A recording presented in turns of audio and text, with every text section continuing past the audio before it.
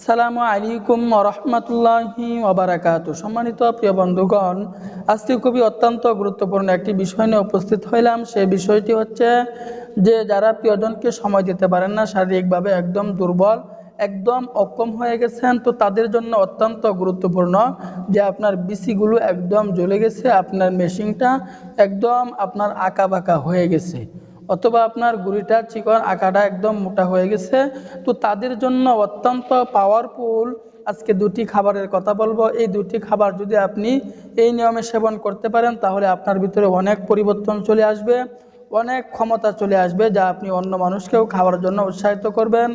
ঘরোয়া উপায়ে এই উপাদানগুলো সংগ্রহ করে আপনি সেবন করতে পারবেন, কোনো সমস্যা আপনার হবে না, নিশ্চিন্তায় নির্দ্বিধায় আপনি এগুলো সেবন করতে পারবেন। এবং রোগ নিয়ে কখনোই হেলা করবেন না, রোগ হলে ডাক্তারের শরণাপন্ন হবেন এবং সেই অনুযায়ী আপনি ওষুধ সেবন করবেন।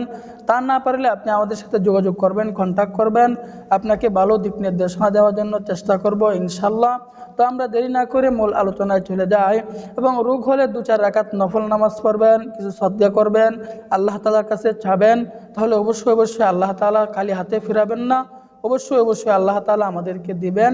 রোগ হলে ঘরে বসে থাকলে হবে না, কষ্ট করতে হবে, পরিশ্রম করতে হবে এবং আমাকে অর্থ ব্যয় করতে হবে। তো আমরা এই বেশওয়াশটি তৈরি করতে হলে আমাদেরকে দুটি উপাদান সংগ্রহ করতে হবে। 1 নম্বর উপাদান আমাদেরকে সংগ্রহ করতে হবে ইসবগুলের বসি, 2 নম্বর উপাদান আমাদেরকে সংগ্রহ করতে হবে তুকমা। তো এই দুটি উপাদান দিয়ে আজকে আমরা এই বেশওয়াশটি তৈরি করব। তো ইসবগুলের বসি এবং তুকমা আমি কোথায় পাবো? তো ইসবগুলের এই বসি আমি মনিয়ারির দোকানে অথবা বাজারে গেলেই আপনি যে কোনো মনিয়ারির দোকানে আপনি পেয়ে যাবেন, ভ্যারাইটিস দোকানে আপনি পেয়ে যাবেন। তুকমা কিনে নিয়ে আসবেন 50 গ্রাম এবং ইসবগুলের বসি কিনে নিয়ে আসবেন আপনি 50 গ্রাম। যখন আপনি 50 গ্রাম কিনে নিয়ে আসবেন, নিয়ে আসার পরে আপনি যখন বাড়িতে নিয়ে আসবেন, নিয়ে আসার পরে আপনি প্রতিদিন রাত্রে শোয়ার আগে 1 গ্লাস পরিমাণে আপনি পানি নেবেন। পানি নেওয়ার পরে এই পানির মধ্যে 1 চা চামচ তুকমা, 1 চা চামচ ইসবগুলের বসিয়ে আপনি রাত্রে ভিজিয়ে রাখবেন। 1 চা চামচ তুকমা, 1 চা চামচ ইসবগুলের বসিয়ে আপনি এই গ্লাসের মধ্যে ভিজিয়ে রাখবেন। ভিজিয়ে রাখার পরে এই গ্লাসের পানিটুকু আপনি একটি সংরক্ষিত জায়গায় রেখে দিবেন। তো রাখার পরে যখন সকালে ঘুম থেকে উঠবেন, ঘুম থেকে ওঠার পরে আপনি এই 1 গ্লাস পরিমাণ পানি আপনি খেয়ে ফেলবেন ইসবগুলের বসি এবং তুকমা সহ।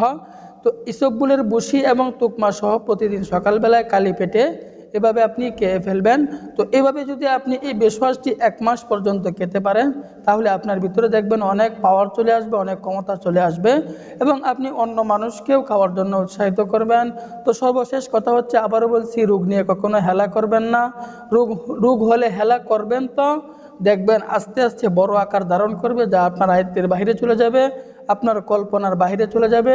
এই জন্য রোগ হলে ডাক্তারের শরণাপন্ন হবেন, সেই অনুযায়ী ওষুধ সেবন করবেন। তা না পারলে আপনি আমাদের সাথে যোগাযোগ করবেন, কন্ট্যাক্ট করবেন, ভালো একটি দিক নির্দেশনা দেওয়ার জন্য চেষ্টা করব ইনশাল্লাহ। তো আল্লাহ তাআলা আমাদের সকলকে বোঝার তৌফিক দান করুন, আমিন।